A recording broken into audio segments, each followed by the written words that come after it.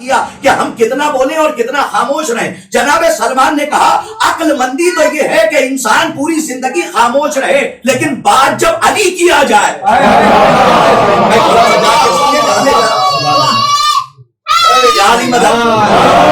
بات جب علی کی آ جائے تو خاموش رکھنا جرم ہے کیونکہ علی کے دفاع میں آپ کو بولنا ہے. عزیزان گرامی میں نے آپ کی خدمت میں عرض کیا ما کان محمد ابا احد من رجالکم. میں ٹکڑوں پہ مجلس پڑھنے کا عادی نہیں ہوں, ایک موضوع آپ کے حوالے کر رہا ہوں اور انشاءاللہ آج کی مجلس سے ایک نورانی تبرک ساکنان بزم معرفت کے لیے چادر تطہیر کے سائے میں یہ پہلا نورانی تبرک ہے, اسے منکار معرفت سے چن لیجئے گا ورنہ اس طالب علم کا اپنا مقدر جو لوہے دل پہ جملہ نقش کر کے نہ جا سکے. عزیزان گرامی ما کان محمد ابا احد من رجالکم, محمد تم لوگوں میں سے کسی کا باپ نہیں, محمد تم لوگوں میں سے کسی کا باپ نہیں. قارئین قرآن بیٹھے ہوئے ہیں, کم سے کم رمضان میں قرآن پڑھنے والے بیٹھے ہوئے ہیں, سال بھر قرآن کی تلاوت کرنے والے بیٹھے ہوئے ہیں. ہو سکتا ہے اس میں کئی سوروں کے حافظ بھی بیٹھے ہوں لیکن آیت کا لہجہ دیکھیے, قرآن کا انداز دیکھیے, اللہ کا انداز گفتگو دیکھیے. ایک جگہ پہ کہہ رہا ما کان محمد ابا احد من رجالکم, محمد تم لوگوں میں سے کسی کا باپ نہیں. لیکن یہی قرآن ہے, قرطاس کربلائی کے گھر کی کتاب نہیں ہے.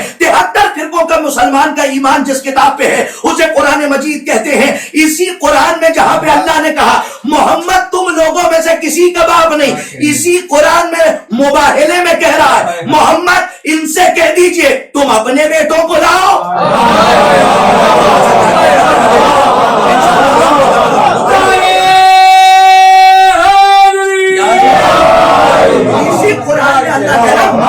محمد ابا احد من رجالکم, انداز کو دیکھیے کہ قرآن کس انداز سے گفتگو کر رہا. محمد تم لوگوں میں سے کسی کا باپ نہیں, اور مباہلے میں کیا کہہ رہا ابنانا وابناکم, ان سے کہیے کہ اپنے بیٹوں کو لائیں. بھائی کاش کے جملہ پہنچ جائے, یہ اپنے بیٹوں کو لائیں, آپ اپنے ہم اپنے بیٹوں کو لائیں, یہ اپنے نفسوں کو لائیں, ہم اپنے نفسوں کو لائیں, یہ اپنی عورتوں کو لائیں, ہم اپنی عورتوں کو لائیں. اب جائیے جا کے اہل سنت برادران کی تفاسیر پڑھ لیجئے گا پوری ذمہ داری کے ساتھ. یہ کہہ رہا ہوں کہ شیعوں نے جو تفسیر کی ہے, علماء شیعوں نے, انہوں نے بھی باقاعدہ یہ بات لکھی ہے, علماء اہل سنت کے مفسرین نے بھی لکھی کہ ابنانا کی جگہ پر رسول کریم مباہلے کے میدان میں حسن اور حسین کو لے کر گئے. توجہ کہ جو دونوں علی کے بیٹے تھے, لیکن خدا کی قسم قرآن کی آیت نے کیا انڈیکیٹ کیا, پہلے کہہ رہا کہ محمد تم لوگوں میں سے کسی کا باپ نہیں, مباہلے میں کیا کہہ رہا ہے کہ تم اپنے بیٹوں کو لاؤ, ہم اپنے بیٹوں کو لائے. محمد بیٹوں کی جگہ پر حسن اور حسین کو لے کر گئے. اس کا مطلب یہ ہے کہ قرآن چیخ چیخ کر بتا رہا ہے, یاد رکھنا محمد باپ تو ہے لیکن اولاد فاطمہ کے. صلوات پڑھیے محمد علی محمد.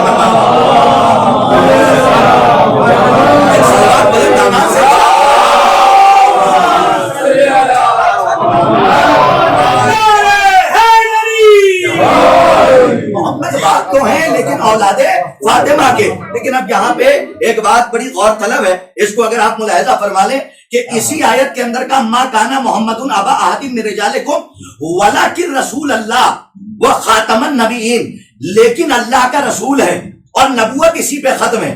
دیکھیں ایک بات تو کلیئر ہے, اس کے اوپر کوئی شک و شبے کی اور چون چرا کی گنجائش نہیں ہے کہ نبی بنانے کا حق امت کو نہیں ہے, اللہ کے پاس ہے. بھائی توجہ سنیے گا, رسول بنانے کا حق امت کو نہیں ہے, اللہ کے پاس ہے. تو ایک بات بتائیے, ہمارے تمام بھائیوں سے پوچھئے گا تو وہ یہ کہیں گے کہ نبی امت نہیں بنا سکتی, رسول امت نہیں بنا سکتی. رسول اللہ کی طرف سے بن کے آتا ہے, نبی اللہ کی طرف سے بن کے آتا ہے. لیکن اب میں اگر سارے شجروں کو گنانے لگوں تو کم سے کم 2 گھنٹے نکل جائیں گے نبوت اور رسالت کے شجرے گنانے میں. اب 3 لفظوں میں آپ کو بتاؤں کہ نبوت کہاں سے شروع ہوئی, رسالت کہاں سے شروع ہوئی اور امامت کہاں سے شروع ہوئی. لیکن تحلیلی گفتگو ہے, متوجہ رہیے گا. جو منصب آدم سے چلا وہ ہے نبوت. بہت توجہ کے ساتھ سنیے, جو منصب آدم سے چلا وہ ہے نبوت, جو منصب نوح سے چلا وہ ہے رسالت. یہ 2 منصب پتہ چل گئے. اب چونکہ پہلے صاحب شریعت نبی ہیں جناب نوح نبی اللہ, توجہ, تو جو منصب آدم سے چلا وہ ہے نبوت, جو منصب نوح سے چلا وہ ہے رسالت, اور جو منصب ابراہیم سے چلا وہ ہے امامت. میں تھوڑا سا لے کر آیا, جو منصب آدم دیکھیے میں نے چلے کمان میں تیر جوڑا ہی اس لیے ہے کیونکہ نشانہ سامنے ہے، اور اگر ہم بغیر دلیل کے دعویٰ نہیں کرتے، اسی لیے یہ دعویٰ کیا ہے کہ آدم سے جو منصب چلا، توجہ، آدم سے جو منصب چلا وہ ہے نبوت، جو نوح سے چلا وہ ہے منصب رسالت۔ اور تاریخ پڑھنے والے، ہسٹری پڑھنے والے اگر یہاں پہ بیٹھے ہوں تو وہ ہماری تائید فرمائے کہ نبوت اور رسالت کے خانوادے غالباً ملتے جلتے ہیں۔ توجہ کہ جو منصب آدم سے وہ نبوت، جو نوح سے وہ رسالت، اور جو ابراہیم سے چلا وہ ہے منصب امامت۔ منصب امامت ابراہیم کو کب ملا؟ توجہ کب ملا؟ کہ جب 3 دن تک خواب دکھوایا اور 3 دن تک خواب دیکھا۔ ایک بات بتائیے، ابراہیم ہے اللہ کے خلیل، تو کیا اور نبیوں کی طرح ابراہیم پہ فرشتے نہیں آتے ہیں؟ میں توجہ ہے، میں کچھ کہنا چاہ رہا ہوں، سوال ہے، کوشچن مارک ہے۔ اور فرشتوں کی طرح اور نبیوں کی طرح کیا ابراہیم پر فرشتے نہیں آتے؟ کیا آتے ہیں؟ تو پھر آخر وجہ کیا ہے کہ ابراہیم کو خواب دکھایا، میں توجہ، لیکن کسی فرشتے کو نہیں بھیجا۔ میں کہوں گا پروردگار کسی ایک فرشتے کو بھیج دیتا اور کہہ دیتا کہ جاؤ اپنے بیٹے اسماعیل کو لے جاؤ اور مینا کے میدان میں چھری چلا دو، راہ خدا میں ذبح کر دو، لیکن تو نے کسی فرشتے کو پروردگار ابراہیم پہ نازل نہیں کیا، بلکہ 3 دن خواب دکھلوایا۔ آخر وجہ کیا تھی؟ عجب نہیں کہ جواب آئے۔ گرداس کربلائی اگر کسی فرشتے کو بھیج کے کہلوا دیتا کہ اپنے بیٹے کو لے جاؤ اور مینا کے میدان میں ذبح کر دو، تو یہ براہ راست حکم الہی ہوتا، ابراہیم کا امتحان نہ ہوتا۔ بڑی عجیب گفتگو کر رہا ہوں آپ کی خدمت میں اور بڑی تیزی سے آگے جا رہا ہوں۔ ابراہیم کا امتحان لینا تھا، حکم نہیں دینا تھا، ورنہ کسی بھی فرشتے کو بھیجتا اور کہتا ابراہیم اپنے بیٹے اسماعیل کو لے جاؤ اور مینا کے میدان میں ذبح کر دو۔ 3 دن خواب دکھلوایا، کیوں؟ کہ کچھ عطا کرنا ہے۔ تھوڑا سا جاگیے، یہ تمہید ہے، اس کے بعد میں کہیں لے جانا چاہ رہا ہوں۔ صرف امامت میں بات کروں گا، اس لیے کہ آج شہادت امامت کے سلسلے سے مجلس ہے، تو صرف امامت میں بات ہوگی۔ توجہ رکھیے گا کہ امام کہتے کسے ہیں؟ مکتب فکر جعفریہ میں امامت کا معیار کیا ہے؟ ہر ایرا غیرہ امام نہیں ہوتا۔ آج کے اشتہار تک یہ بات پہنچ جاتی، سب کو آپ امام نہیں کہہ سکتے۔ میں اس امام کی بات نہیں کر رہا ہوں جو مسجد کا پیش امام ہوتا ہے، جی، کہ جس کی کیفیتیں بدلتی رہتی ہیں۔ محراب میں کچھ ہے، گھر میں کچھ ہے، مسجد میں کچھ ہے، روڈ پہ کچھ ہے، چوراہے پہ کچھ ہے، آپ نے محسوس نہیں کیا؟ محلے میں کچھ ہے۔ جس کی کیفیتیں بدل جائیں اس کو پیش امام کہتے ہیں۔ امام مطلق آپ نہیں کہہ سکتے، پیش امام یعنی امام کے سامنے۔ پیش امام اسی لیے کہا جاتا ہے احترام، اور ہم اس کے پیچھے کھڑے ہو کے نماز پڑھتے ہیں۔ میں مسجد کے پیش امام کی بات نہیں کر رہا ہوں، میں اس امام کی بات کر رہا ہوں جو مطلع سے لے کے مقتے تک محمد ہو، جو مطلع سے لے کر پڑھے لکھے لوگ ہیں، مطلع سے مقتے تک جو محمد ہو، جو بستر رسالت پہ سو جائے، نبوت مزاج بستر پر سو جائے تو وہ رات بھر محمد نظر آئے۔ میں اس امام کی بات کر رہا ہوں کہ جناب ابراہیم نے 3 دن خواب دیکھا۔ عزیزان گرامی، تاریخ پڑھنے والے بیٹھے، مجھے انصاف سے بتائیے، 3 دن خواب دیکھا تو اپنے بیٹے اسماعیل کو لے کے گئے۔ پورا واقعہ نہیں پڑھنا ہے، اشارہ کر کے مجھے جانا ہے کسی منزل کی طرف۔ جناب ابراہیم نے آنکھوں پہ پٹی باندھی۔ یہاں پہ کچھ غلطی ہم سے ہو جاتی ہے، ہم جیسے کم پڑھے لکھے لوگوں سے بڑی غلطی ہو جاتی ہے، اور ہم یہ کہہ دیتے ہیں ابراہیم نعوذ باللہ ڈر گئے تھے، ان کا دل گھبرا گیا تھا اس لیے پٹی باندھی۔ یاد رکھیے گا، ہماری قوم سے بہتر استعارے، کنائے، اشارے کوئی سمجھ نہیں سکتا۔ اب چونکہ گھر میں مجلس ہو رہی ہے تو اتنی آزادی تو ہے کہ یہ کنایا پڑھنے کی اجازت آپ دے دیجیے۔ یاد رکھیے گا، جو ڈر جائے وہ نبی نہیں ہوتا۔ یہ الگ بات ہے کہ کوئی نبی کے پہلو میں سانپ دیکھ کے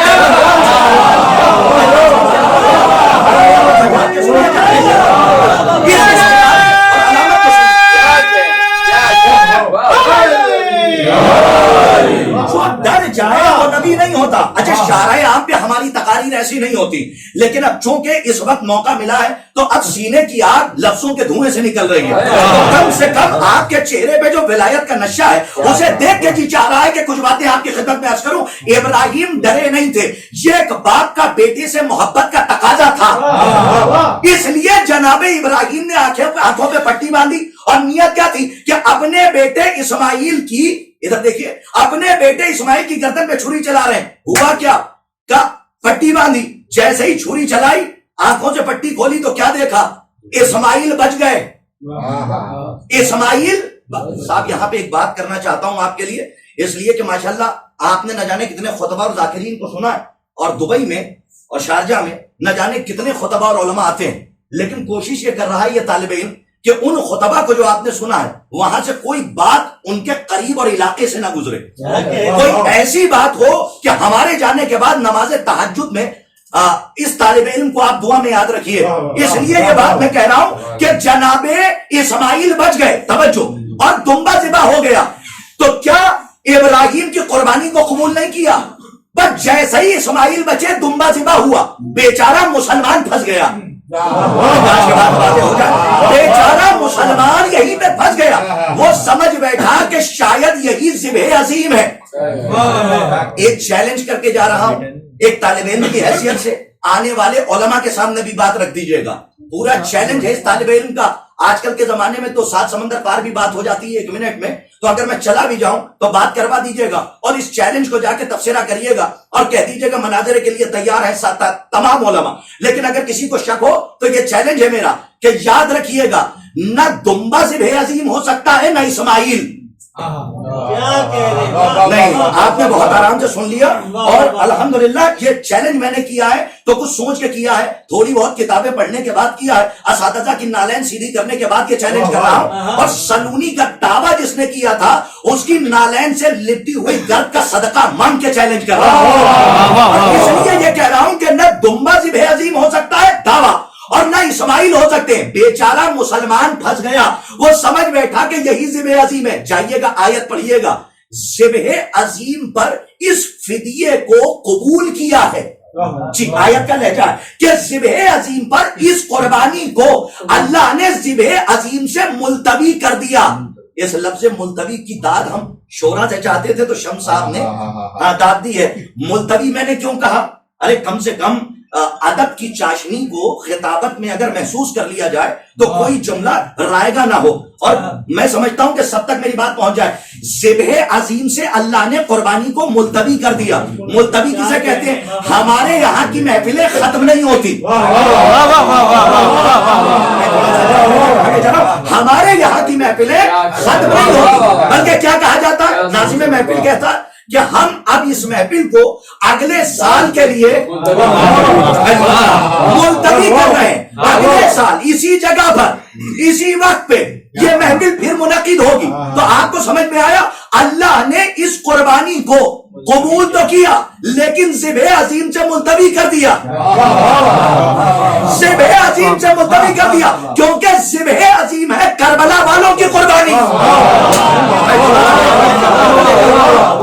ذبح عظیم ہے کربلا والوں کی قربانی.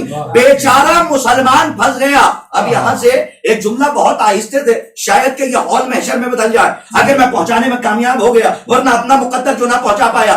وہ یہ سمجھ بیٹھا کہ یہ ذبح عظیم ہے, وہ یہ سمجھ رہا تھا کہ اللہ نے اسماعیل کو بچایا, لیکن بیچارے مسلمان کو پتا ہی نہیں اللہ نے اسماعیل کو نہیں بچایا بلکہ صلب اسماعیل میں نور محمد کو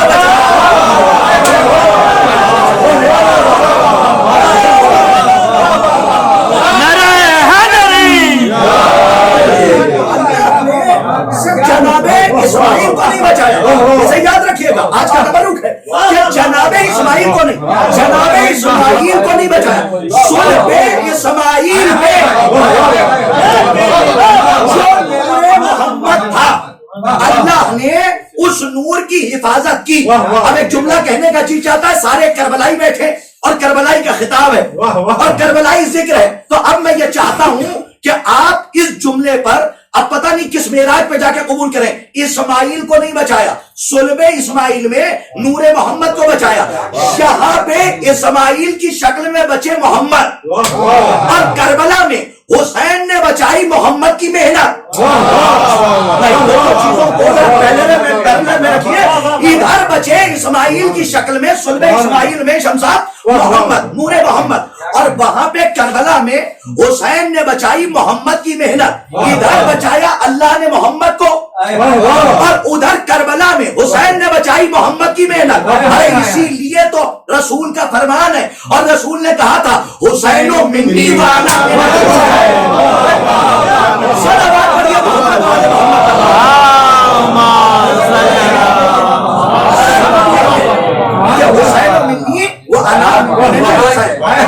یہ بات تو کلیئر ہو گئی نا کہ ہر اہلا غیرہ امام۔ اچھا ہمارے یہاں کیا ہے، اوروں کیا یہ ہے کہ جو چاہے جب چاہے امام بنا لے، چاہے سورہ بقرہ یاد ہو یا نہ یاد ہو۔ اسی لیے کہا جاتا ہے کہ ہسٹری ہمارے نوجوانوں کو پتا ہو تاکہ کنائے میں داد مل جائے، آپ معراج پہ چلے جائیں، چاہے سورہ یاد ہو نہ یاد ہو، ہم جسے چاہیں اسے امام، اب ہندوستان چاہیں گھوشت کر دیں، جسے چاہیں اسے امام ہم بنا دیں، لیکن مکتب فکر جعفریہ میں کسی کے بنانے نہ بنانے سے امام نہیں بنتا۔ توجہ، کسی کے بنانے نہ بنانے سے امام نہیں بنتا۔ امام بنانے کا حق، امام مطلق بنانے کا حق صرف اللہ کے پاس ہے۔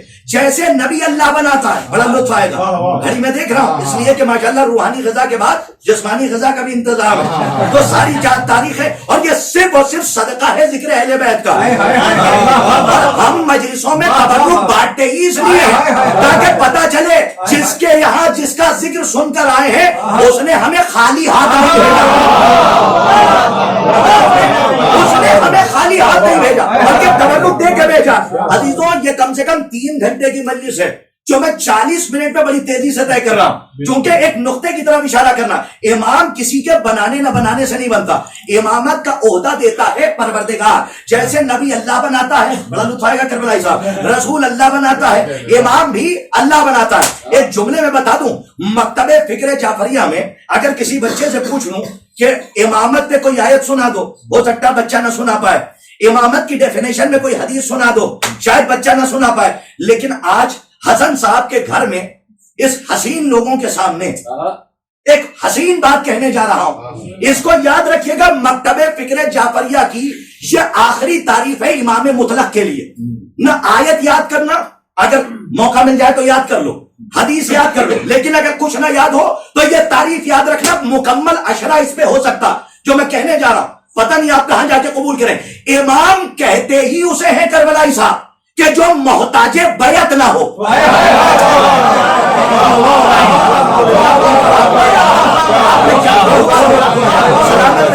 بہت ذمہ داری کے ساتھ یہ بات کہیے، امام کہتے، پڑھے لکھوں سے ہمارا خطاب ہے، امام کسے کہتے ہیں؟ صاحب پڑھتے رہیے آیت، پڑھتے رہیے روایت، پڑھتے رہیے درایت، لیکن یہ تعریف میں نے مکتب فکر جعفریہ کی آخری بتائی، امام کہتے ہی اسے ہیں کہ جو محتاج بیعت نہ ہو، جب اس سے بیعت مانگی جائے تو انکار کرے۔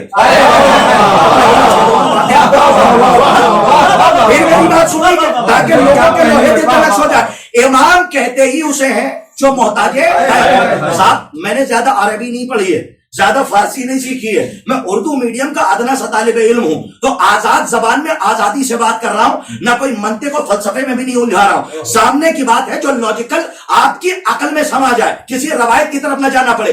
امام اسے کہتے ہیں جو محتاج بیعت نہ ہو، توجہ، بیعت مانگی جائے تو وہ انکار کرے، اور اگر یقین نہ آئے تو اس خاکسار کا ایک جملہ لے جائیے اور لے جا کے دے دیجئے گا اور کہیے گا کہ اس کی تحقیق کر کے آؤ کہ جن 12 اماموں کو ہم مانتے ہیں ان میں سے کیا کوئی ایسا بھی گزرا ہے کہ جو مدینے کی گلی میں نکلتا ہو اور نکلنے کے بعد مدینے کی گلی میں ہر گھر کی کنڈی کھٹکھٹا کے کہتا ہو آؤ میری بیعت کر لو۔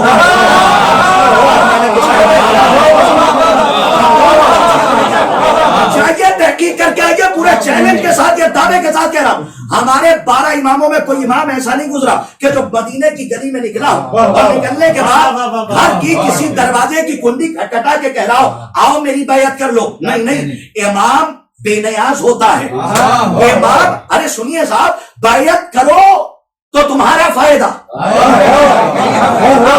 امام محتاج بیعت نہیں ہوتا بلکہ کائنات محتاج محتاج امام ہوتی ہے.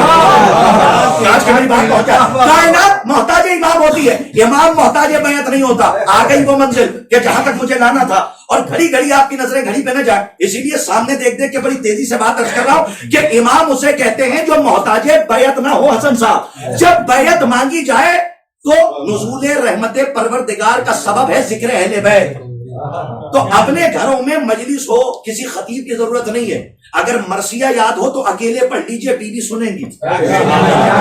عقیدہ یہ رکھیے گا کہ کوئی سنے نہ سنے, پروردگار سن رہا ہے. شہداء معصومین علیہم الصلوۃ والسلام اذن اللہ تو سن رہے ہیں,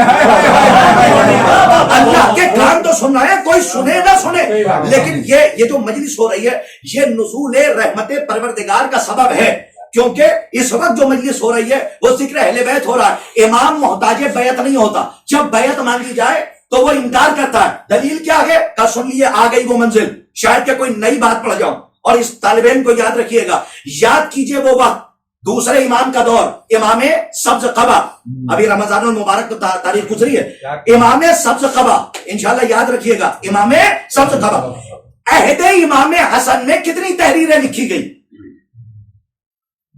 تب دیکھیے ذرا سا سر اٹھا کے. لوگ اگر سامنے ہوں تو لیکچر دینے والے کو بڑا لطف آتا ہے کہ سب کو انڈیکیٹ کر کر کے بات پہنچائے, ورنہ ایسا ہوتا ہے کہ آپ ایک جمع غفیر میں پتھر چلا دیں اور پتہ ہی نہ چلے کہ کس کے سر پہ پڑ رہا. اور اس وقت تو ہمیں سمجھ میں آ رہا ہے کہ بات کس تک پہنچ رہی ہے اور کس تک نہیں پہنچ رہی ہے, اور الحمدللہ سب متوجہ ہیں. تو میں نے کہا عہد امام حسن میں کتنی تحریریں لکھی گئی.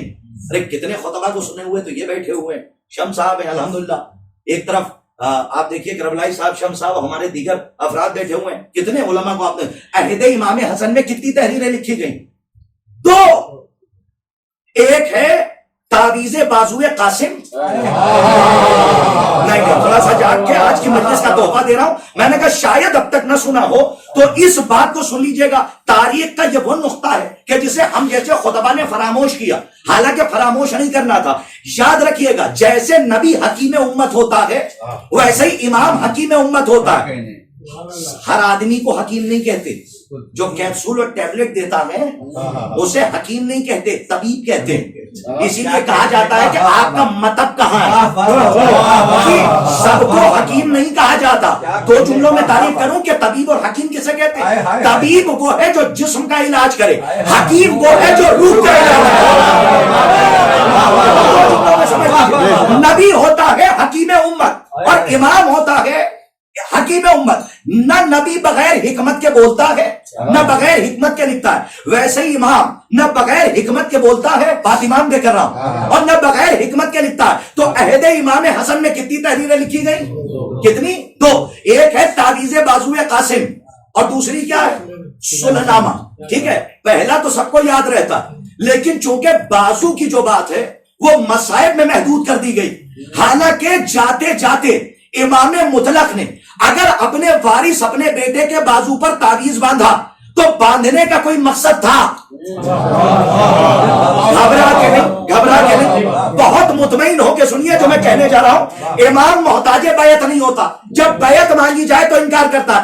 امام کے سامنے جب بیعت کا مسئلہ آیا تو دوسرے امام نے ایک سٹینڈ لیا, اور وہ کیا تھا؟ تلوار نہیں اٹھائی. حکیم امت تھے نا, تلوار نہیں اٹھائی, قلم اٹھایا, اور اتنی تیزی سے قلم چل رہا تھا کہ ذوالفقار قربان ہو رہی تھی. امام حسن کا قلم اتنی تیزی سے چل رہا تھا رفتار کے ساتھ کہ ذوالفقار قربان ہو رہی تھی. سلح نامے میں کتنی شرطیں تھیں؟ ساری شرطیں مجھے نہیں پڑھنی ہے, 2-3 شرطیں سن لیجئے. امام محتاج بیعت نہیں ہوتا. جب بیعت مانگی جائے تو انکار کرتا ہے. دلیل کیا ہے؟ تو سن لیجئے. امام کے زمانے میں تحریریں لکھی گئیں دو, ایک سلح نامے کی شائسہ, اور ایک ہے تعویذ بازوئے قاسم.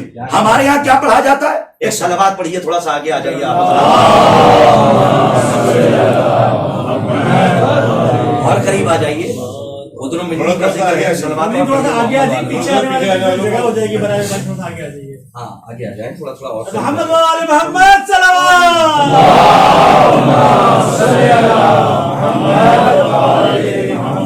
ایک صلوات کی اور گزارش ہے اس کے بہتر.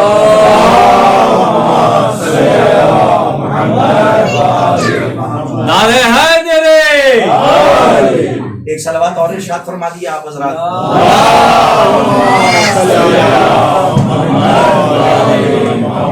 حضرات یہ خطبہ اور ذاکرین کا فرمان نہیں ہے کہ بلند آواز سے صلوات پڑھیے. یہ سرکار ختمی مرتبہ کی حدیث ہے کہ بلند آواز سے صلوات پڑھنے سے دل کا میل دھل جاتا ہے.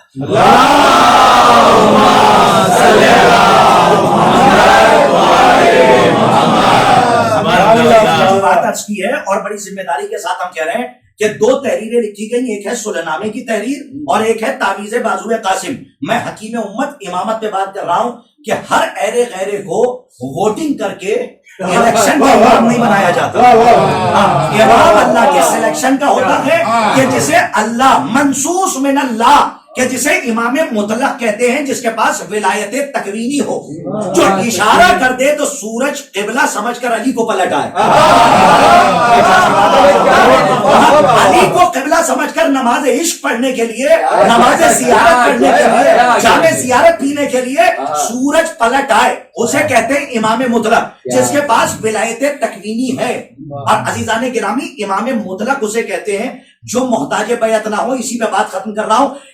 تعویذ بازو قاسم صلح نامے سے بڑی تحریر ہے کہ جسے ہم نے شہادت میں محدود کر دیا. ہم اپنے ڈپارٹمنٹ کی بات کر رہے ہیں, آپ کی نہیں. ہمارا ڈپارٹمنٹ طلبہ کا ہے تو ہمارے ذاکرین اور خطبہ کا, کہ ہم نے ہمیشہ یہ پڑھ دیا کہ بھائی نے بھائی کی تحریر کو دیکھا اور دیکھنے کے بعد گریہ کیا اور اجازت دے دی. صاحب اجازت کا کوئی مسئلہ ابھی تک مجھے سمجھ میں نہیں آیا. میں نے مقاتل کی بہت سی کتابیں پڑھی اور علماء کے ساتھ بیٹھا اور اساتذہ کے ساتھ. ایک بات بتائیے, ایک سوال کروں آپ سے, اجازت ہے؟ اسی سوال میں آپ جواب ڈھونڈتے رہیے گا. جن کے نام شہادت نامے میں نہیں تھے حسین, انہیں تو پہلے ہی مدینے چھوڑ آئے تھے. آپ گھبرا کے نہ سنیے, بہت مطمئن ہو کے سنیے گا جو بات کہہ رہا ہوں بڑی ذمہ داری کے ساتھ. صلح نامے سے بڑی تحریر تھی اس حکیم امت کی تحریر جسے تعویذ بازو قاسم کہتے ہیں. اور اگر یہ تعویذ زمانے کے سامنے رکھ دیا جاتا تو صلح نامے کی ساری شرطیں ٹوٹنے کی دلیل مل جاتی. اور کیسے ملے گی وہ آپ کی خطاب میں عرض کر رہا ہوں. آج کی مجلس کا یہ نورانی تبرک ہے, اس کو تبرک سمجھ کے رکھ لیجئے گا. عزیزان گرامی, شہادت نامے میں جن کے نام نہیں تھے, حسین ابن علی علیہ الصلوۃ والسلام, انہیں پہلے ہی مدینے چھوڑ آئے تھے. اب قاسم کربلا آئے ہیں تو اس کا مطلب ہے کہ شہید ہوں گے. نہیں عزیزان گرامی, میں کچھ کہہ رہا ہوں, سوال کر رہا ہوں. اب قاسم کربلا آئے ہیں تو اس کا مطلب ہے کہ شہادت کا جام پیئیں گے. اگر شہید نہ ہونا ہوتا تو حسین پہلے ہی مدینے چھوڑ آتے. لے کر آئے ہیں تو اس کا مطلب یہ ہے کہ اجازت وہاں سے ہے.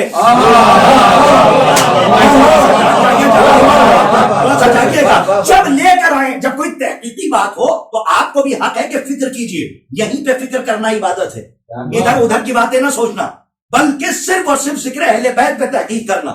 اور اس کے سمندر میں غوطہ لگاتے رہیے تاکہ ولایت کے درے نایاب ملتے رہیں. پر یہی سے بات ختم کر رہا ہوں عزیزان گرامی. جناب امام حسین نے قاسم کو مدینے سے قاسم کو لے کر آئے مولا حسین, تو اس کا مطلب ہے کہ اجازت وہاں سے ہے. تو اجازت کا مسئلہ خالی نہیں تھا. توجہ, امام نے یہ تعویذ کیوں باندھا تھا؟ شاید کوئی مومن خاموش نہ رہے. کیوں باندھا تھا؟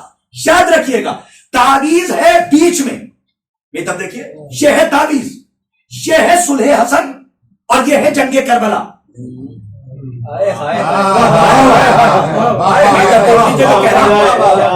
بیچ میں ہے تعویذ.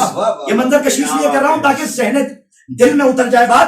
یہ ہے تعویذ بازو کا اور یہ ہے صلح حسن اور یہ ہے کربلا. جب تک تعویذ نہیں کھلے گا نہ صلح نامے کا راز کھلے گا نہ کربلا کی جنگ کا. ضرورت اس بات کی ہے کہ پہلے تعویذ بازو قاسم کو سمجھیے کہ امام نے کیوں جاتے جاتے باندھا تھا. آپ سب کو صلح نامے کی شرطیں یاد ہے, ساری نہیں پڑھنی. امام کی جنگ تھی استغلاق سے, اسے کہتے ہیں عربی اصطلاح میں استغلاق. امام نے کئی شرطیں لگائی تھی, اس میں ایک شرط یہ تھی کہ سن فقیر شام,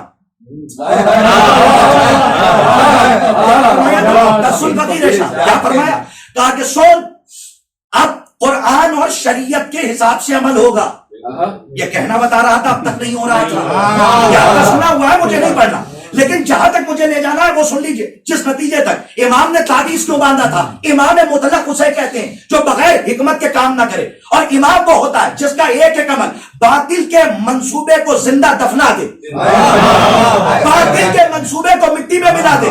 شاید کوئی خاموش نہ رہے مومن، اور آج کی مجلس کو یاد رکھیے گا، میں تو چلا جاؤں گا لیکن دعاؤں میں یاد رکھیے گا۔ عزیزان گرامی، امام حسن مجتبیٰ نے شرط لگائی کہ قرآن اور سنت پہ عمل کرے گا۔ دوسری شرط، جہاں جہاں بھی مومنین ہیں ان پر ظلم نہیں ہوگا۔ ایک شرط اس میں بہت اہم تھی، اور وہ تھی استغلاق والی شرط، کہ اپنی مرضی سے ہے فقیر شام، اب اپنی جگہ پر کسی کو نامینیٹ کر کے نہیں جائے گا۔ نہیں، اب دیکھیں کچھ لوگ ہمیں دیکھ رہے ہیں، اور کچھ لوگ ہماری موضوع کی انگلی تھام کر عرفانی سرحدوں کو پار کرتے ہوئے علی کی چوکھٹ تک پہنچ رہے ہیں۔ اب جو نہیں بول رہے ہیں ان تک میں پہنچا رہا ہوں تاکہ بات واضح ہو جائے۔ کیا کہا تھا؟ کہ اپنی مرضی سے، اب اپنے بعد کسی کو اپنی جگہ پر بیٹھا کر نہیں جانا۔ یاد رکھنا، شرط اور مشروط کا قانون ہے، شرط گئی مشروط ختم نہیں۔ نوجوانوں کے سروں سے گئی بات، ہاں میں اسی لیے ڈر جاتا ہوں 2023 میں بغاوتاً اردو بولنی پڑتی ہے، اس لیے بات کہہ رہا ہوں تاکہ نوجوانوں تک بات پہنچ جائے۔ معطل شرط معطل مشروط، شرط چلی جائے مشروط ختم ہو جاتا ہے۔ جیسے شرط لا الہ ہے علی ولی اللہ، محمد رسول اللہ، یہ ہے شرط لا الہ۔ اگر یہ نہ پڑھا جائے تو لاکھ لا الہ الا اللہ کہتے رہیے، شرط چلی گئی مشروط ختم۔ ارے یاد کیجئے جب نیشاپور سے 8واں علی جا رہا تھا تو کیا فرمایا تھا؟ لا الہ الا اللہ کے لائے جو اس میں داخل ہو گیا، حدیث سنی ہوئی ہے، لیکن اس کے کچھ شرائط ہیں، اس کی کچھ شرطیں، وانا من شروطہا، کیا فرمایا تھا؟ میں ان شرطوں میں سے ایک شرط ہوں۔ امام بتانا چاہ رہے تھے کہ یاد رکھنا، پہلے امام سے لے کر 7ویں امام تک سب کی ولایت و امامت کو مانا، اگر 8ویں کو انکار کر دیا تو یہ 12 کا انکار ہے۔ اگر 8ویں کا انکار کر دیا تو یہ 12 کا انکار ہے۔ شاید کہ کوئی خاموش ہے، تعویذ کیوں باندھا تھا؟ کیونکہ امام حکیم امت ہوتا ہے، یہ الیکشن والا نہیں ہے، یہ اللہ کے سلیکشن والا ہے۔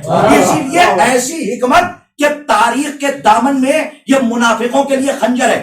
ہماری کوتا ہی رہی کہ ہم نے بیان نہیں کیا، لیکن طالب علم آج ایک تحقیقی بات آپ کے حوالے کر رہا ہے اور اسی پہ مجلس تمام کر دوں گا۔ عزیزان گرامی، شرط تھی کہ اپنے بعد کسی کو اپنی جگہ پر بٹھا کے نہیں جانا۔ اے فقیر شام سن، جس دن شرط ٹوٹی صلح ختم، جنگ شروع۔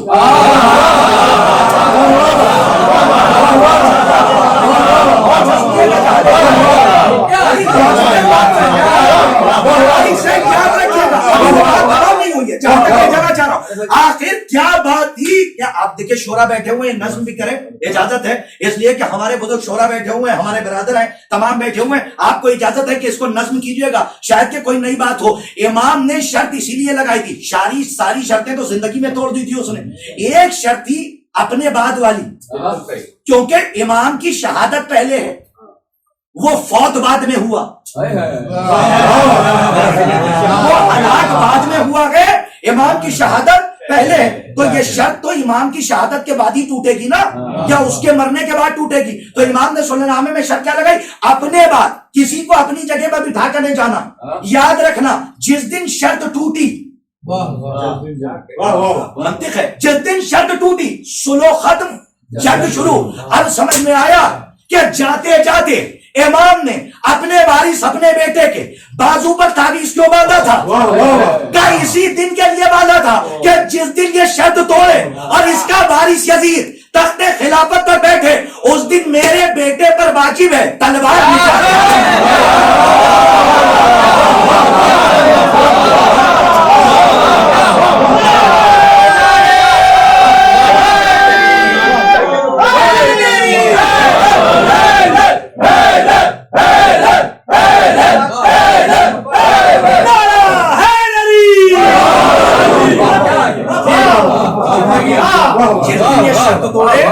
اور اس کا وارث یزید تخت خلافت پر آئے، اس دن میرے بیٹے پر واجب ہے کہ وہ تلوار نکال کے میدان میں آ جائے۔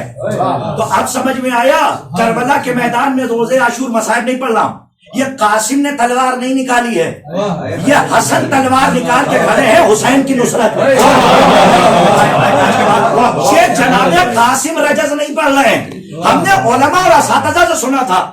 حالانکہ فضائل کی بات ہے, میں ڈھونڈتا رہا لیکن ابھی تک ملا تو نہیں ہے, لیکن فضائل کی بات ہے. اکثر بزرگ علماء سے ہم نے یہ سنا اور اساتذہ کو پڑھتے ہوئے بھی سنا. کیا خوب رجز کا جملہ ہے. جناب قاسم ابن حسن ابن علی ابن ابی طالب جب روزے عاشور میدان جنگ میں اترے ہیں تو رجز پڑھتے ہوئے وہ کہہ رہے تھے کہ تم کہتے تھے کہ میرے بابا کو تلوار چلانی نہیں آتی تھی, تم کہتے تھے قلم چلانا آتا تھا. اب سنیے کیا جملہ کا ہے. خدا کی قسم یہ موجد بلاغت کا پوتا ہی کہہ سکتا تھا, موجد فصاحت کا پوتا ہی کہہ سکتا تھا. ہما شما کے بس کے جملے نہیں ہیں. قاسم ابن حسن اور شاید مولا عباس علیہ السلام کے دو بیٹوں کے حوالے سے بھی یہ جملے ملتے ہیں, لیکن جناب قاسم کے لیے زیادہ ملتا ہے کہ جناب قاسم نے کوثر میں ابتر زادوں کی آنکھوں میں آنکھیں ڈالی اور رجز پڑھتے ہوئے. سن لیجیے جملہ رجز کا چاہے جیسے سنیے. رجز پڑھا اور پڑھتے ہوئے کربلائی صاحب یہ تحفہ ہے تمام شورا کے لیے. رجز پڑھتے پڑھتے ایک جملہ کا, میں قاسم ابن حسن ابن علی ابن ابی طالب آج تم پر ایسا وار کروں گا کہ جس کے خوف سے تمہارا دودھ پیتا بچہ بوڑھا ہو جائے گا. صلوات پڑھیے محمد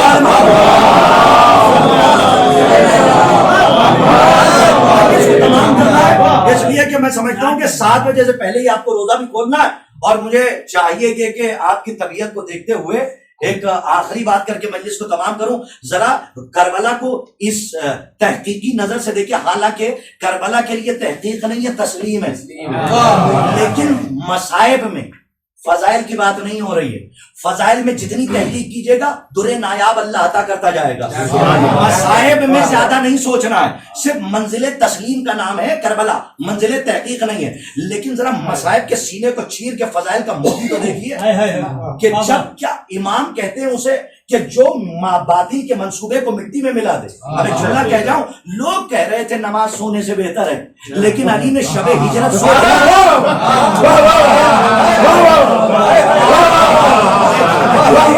شب ہجرت سو کے بتا دیا کہ یاد رکھنا اگر وقت پڑ جائے دین پہ تو سونا بھی بہتر ہے. اسی لیے علی سوئے تھے اور نبوت کی حفاظت کی اور مرضی الہی خرید لی. اب عزیزان گرامی, امامت اسے کہتے ہیں جس کا ایک عمل باطل کے منصوبے کو مٹی میں ملا دے. آخری بات کر کے کربلا تک آ گیا. اب چونکہ موضوع سے منحرف ہونے کا عادی نہیں ہوں, بات یہیں پہ تمام کر رہا ہوں. جب آئے ہیں تو اونو محمد سے نہیں پوچھا, کاش کے بعد پہنچ جائے. عباس سے نہیں پوچھا, علی اکبر سے نہیں پوچھا, نہ میرے سرکار 6 مہینے کے علی سے نہیں پوچھا, حبیب ابن مظاہر سے نہیں پوچھا, 13 برس کے شہزادے سے پوچھا, تم بتاؤ تمہاری نظر میں موت کیا ہے. ذرا غور کیا اس کے اوپر, سب نے گریہ کیا ہے, لیکن ذرا سا مصائب کا سینہ چیر کے فضائل کا موتی تو دیکھیے. امام بغیر مقصد کے نہیں پوچھ رہا. ہمارا عقیدہ ہے کہ جو مزہ قاسم نے بتایا وہی اکبر بتاتے. سمام ہے, جو مزہ قاسم نے بتایا شمسان وہی اکبر بتاتے, وہی 6 مہینے کا علی بتاتا, وہی اونو محمد بتاتے, وہی عباس علمدار بتاتے, وہی حبیب ابن مظاہر بتاتے. لیکن کسی سے نہیں پوچھا. حسن کے بیٹے, حسن کے وارث 13 برس کے شہزادے سے پوچھا, تم بتاؤ تمہاری نظر میں موت کیا ہے. تو جائیے مقاتل پڑھیے گا, ذمہ داری سے کہہ رہا ہوں. جناب قاسم نے صرف یہ نہیں کہا کہ موت میری نظر میں شہد سے زیادہ شیریں ہے, بلکہ ایک شرط لگائی, اگر آپ کی محبت میں آئے.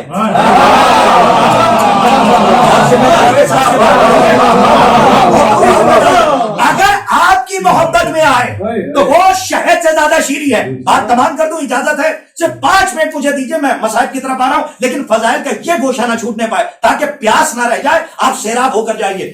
عزیزان گرامی, قاسم سے پوچھا تم بتاؤ تمہاری نظر میں موت کیا ہے. کیا فرمایا, اگر آپ کی محبت میں آئے تو شہد سے زیادہ شیریں.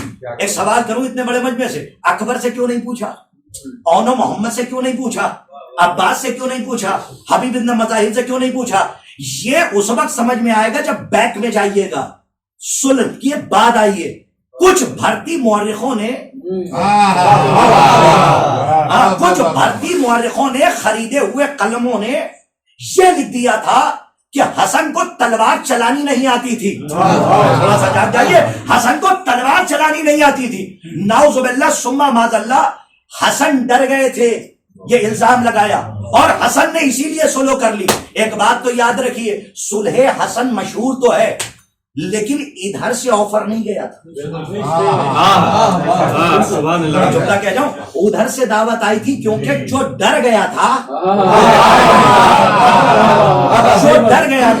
کہ ابھی یہ ذوالفقار کا مالک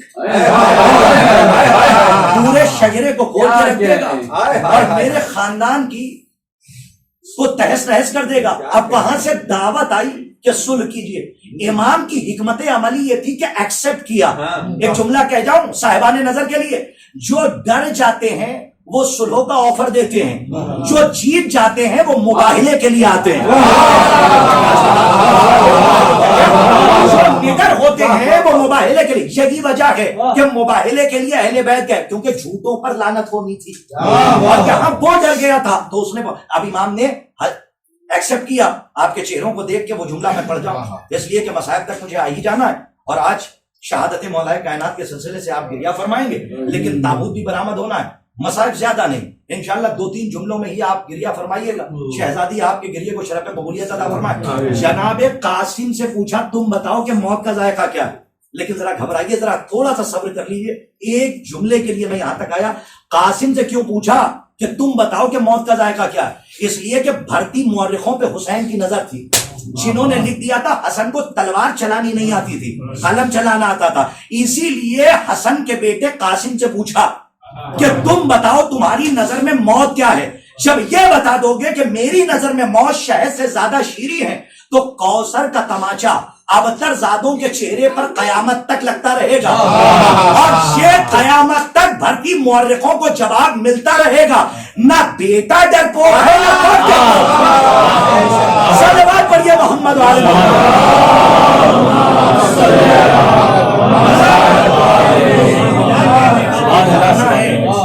امام اسے کہتے ہیں کہ جو حکیم امت ہو. عزیزان گرامی, مجھے یقین ہے اس بات کا کہ آپ سب روزہ دار ہیں اور اس وقت بھوک کی بھی شدت ہے اور پیاس کی بھی شدت ہے, لیکن کبھی غور کیجئے گا کہ دن بھر کی بھوک اور پیاس ہو, یا یوں کہوں کہ آپ دن بھر پیاسے رہیں اور آپ کے سامنے پانی بھی رکھا اور آپ پی نہ سکے, تب عباس کی پیاس ہوئی. بلا تشبیہ, صد بلا تشبیہ. لیکن کم سے کم احساس کیجئے گا کہ جب آپ روزے سے ہوں اور پانی سامنے رکھا ہو اور آپ پی نہ سکیں. بلا تشبیہ, صد بلا تشبیہ, 3 دن کا وہ پیاسا علی کا بیٹا, لشکر حسینی کا علمدار, کہ جس پر سب سے زیادہ اگر کسی کو بھروسہ ہے تو زینب. مدینے سے چلی ہیں تو یہ کہہ دیا تھا بیویوں جب تک میرا عباس زندہ ہے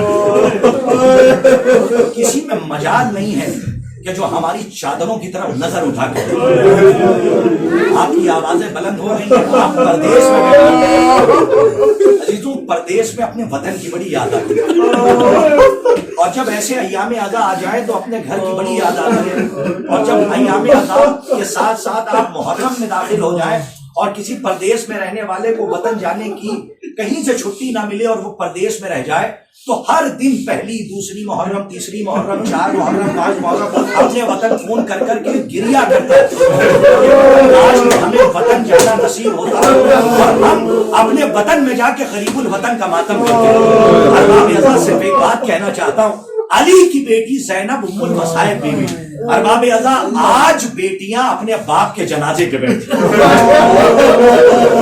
آج بیٹیاں اپنے باپ کے جنازے پہ بیٹھی ہیں, اس لیے کہ بیٹیوں کی تمنا ہوتی ہے کہ اگر باپ کا انتقال ہو جائے تو باپ کا جنازہ گھر سے نکلے تو بڑی شان کے ساتھ نکلے. ارباب ازاں, آج جناب زینب کو پرسا دینا, آج جناب کلثوم کا پرسا دینا ہے, آج زہرا کو پرسا دینا ہے ان کے شوہر کا, آج حسنین کو پرسا دینا ہے ان کے بابا کا, آج رسول خدا کو پرسا دینا ہے علی ابن ابی طالب کا. عزیزوں پوری رات آپ گزاریے رمضان المبارک 19 20 21. میں نوجوانوں سے کہتا ہوں کہ یہ دن اگر دوبارہ پھر تمہاری مقدر میں آئے تو رات ہنسنے میں نہ گزارنا, صرف مسجد یا خانے کے کسی گوشے میں جانا, اور جانے کے بعد گوشے میں جانے کے بعد آسمان کی طرف دیکھ کے کہنا اے زینب تجھ پر میرا سلام, اے کلثوم آپ پر میرا سلام. اور سنیے اگر کسی خطیب کی روایت یاد نہ ہو تو صرف اتنا یاد کر کے رو لینا کہ 21 رمضان المبارک کا دن تھا اور علی بستر پہ لیٹے ہوئے ہیں, لوگ ملاقات کر کے جا رہے ہیں. ارباب اعضاء ایسی ضربت کا زخم ہے. اور صرف اتنا کہنا چاہتا ہوں کہ آج بی بی زہرا کو پرسا دینا ہے, آج جناب کلثوم کو پرسا دینا ہے, لیکن روایت کا ایک فقرہ سن لیجئے, اور یہ نفسیاتی بات ہے آپ کی خدمت میں عرض کر رہا ہوں اور اسے محسوس فرمائیے گا. ارباب اعضاء جناب سید سجاد سے آ کے کسی سائل نے سوال کر لیا اور آنے کے بعد کہتا ہے کہ مولا سید سجاد یہ بتائیے آپ کے بابا کا صبر بڑا ہے یا آپ کے دادا علی کا صبر بڑا ہے؟ جناب سید سجاد تو پہلے دیر تک روتے رہے, اس کے بعد ایک فقرہ کہا کہ میرے دادا علی کا صبر بڑا ہے. تو آنے والے نے آ کے کہا کہ مولا یہ کیسے؟ آپ کے بابا حسین نے عباس کے کٹے ہوئے بازوؤں کو اٹھایا, آپ کے بابا نے علی اکبر کے سینے سے برچھی کی علی کھینچی, آپ کے بابا نے 6 مہینے کے علی اصغر کے گلے سے تیر کو کھینچا, آپ کے بابا حسین نے قاسم کے ٹکڑوں کو اٹھایا. آپ کہہ رہے ہیں کہ میرے دادا علی کا صبر بڑا. مولا سجاد بہت دیر تک روتے رہے اور روتے ہوئے جب رو کے خاموش ہوئے تو ایک مرتبہ مولا سجاد نے سائل سے کہا تو نے انصاف نہیں کیا, میرے بابا حسین کی زندگی میں 2 بڑے غم تھے اور جو زندگی کے بعد آئے. میرا بابا چاہتا تھا کہ بیویوں کی ردائیں میرا بابا نہیں چاہتا تھا کہ میری نظروں کے سامنے بیویوں کی ردائیں چھن جائیں, اور میرا بابا یہ بھی نہیں چاہتا تھا کہ شہیدوں کے سر میری نظروں کے سامنے کٹ گئے. لیکن یہ دونوں مصیبتیں آئی تو, لیکن میرے بابا کی شہادت کے بعد اے سائل میرے دادا علی کا صبر میرے بابا سے بڑا ہے. میرا دادا علی زندہ تھا اور میری دادی کی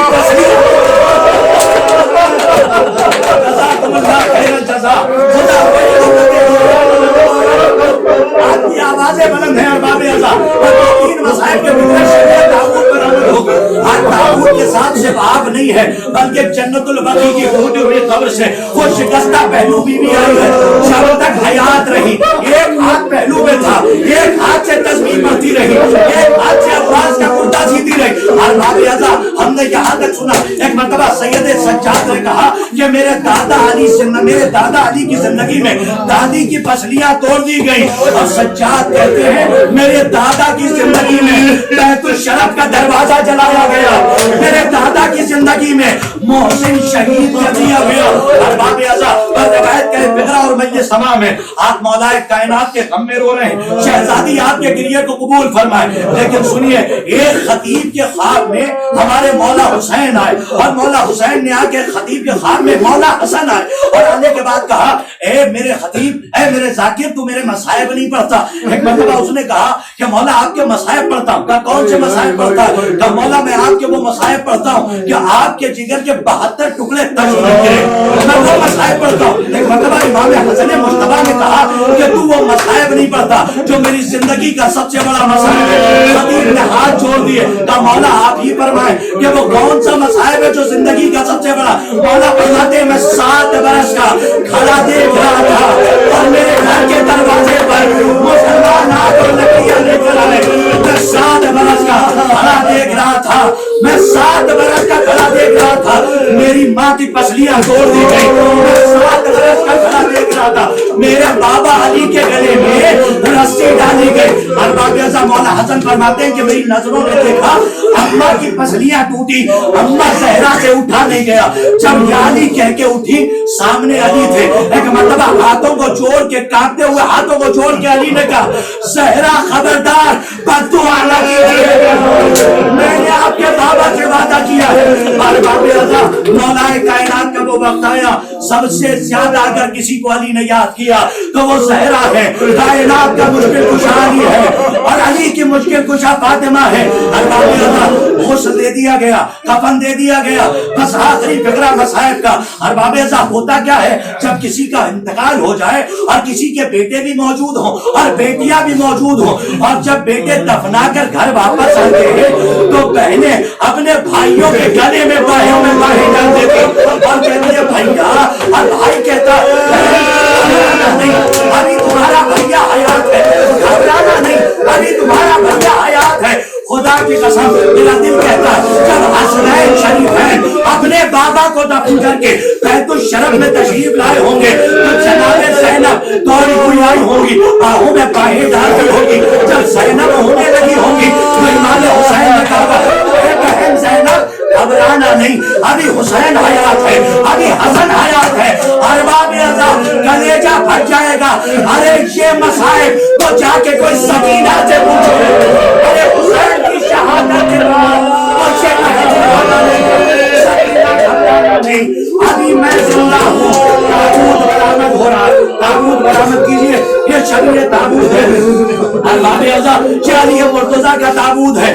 یہ مسائل جناب سکینہ کے لیے کوئی کہنے والا نہیں تھا کہ اے سکینہ ابھی ہم حیات ہیں۔ ایک بھائی تھا جس کے پیروں میں بیڑیاں، ہاتھوں میں ہتھیلی، گلے میں خاص